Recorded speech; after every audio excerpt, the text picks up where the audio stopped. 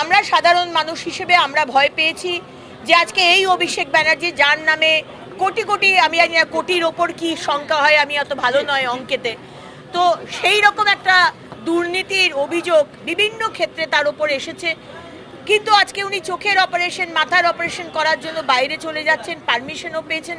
আমাদের বাংলার মানুষ হিসেবে শুধু ভয় হয়েছে যে উনি পালিয়ে না যান, উনি যে দোষ করেছেন তার শাস্তি যেন ওনাকে ভোগ করতে হয়। কিছুটা হলেও শান্তি পেলাম। আর যদি নির্মল বাবু অ্যারেস্ট হয় তাহলে মমতা ব্যানার্জিকেও অ্যারেস্ট করা দরকার, কারণ তিনি সেই সময় মুখ্যমন্ত্রী ছিলেন। তিনি কথা বলতে বলতে ঝাড়গ্রাম থেকে বিনীত গোয়েলের সাথে এসেছিলেন। তিনি কেন বলেননি যে বিনীত 6টার পরে পোস্টমর্টম হয় না, তুমি 6টার পর পোস্টমর্টম করো না, বিনীত বডিটাকে রেখে দাও, কালকে আরেকবার করে আমরা আরেকটা সেকেন্ড ওপিনিয়ন নেব?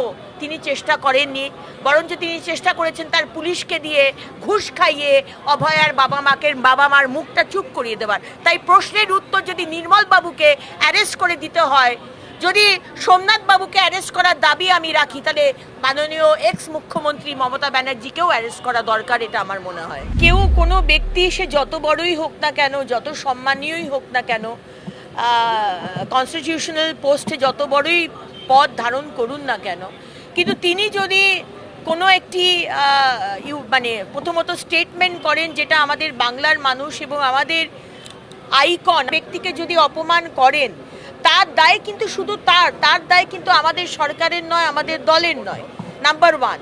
এবং নাম্বার 2 হচ্ছে যারা এই ধরনের ইনসিডেন্টকে নিয়ে রাজনীতি করার চেষ্টা করে, যেরকম আমাদের এক্স মুখ্যমন্ত্রী মমতা ব্যানার্জি রাস্তায় নেমে গেলেন, অথচ তিনি বঙ্গবিভূষণ অ্যাওয়ার্ড দিয়েছিলেন।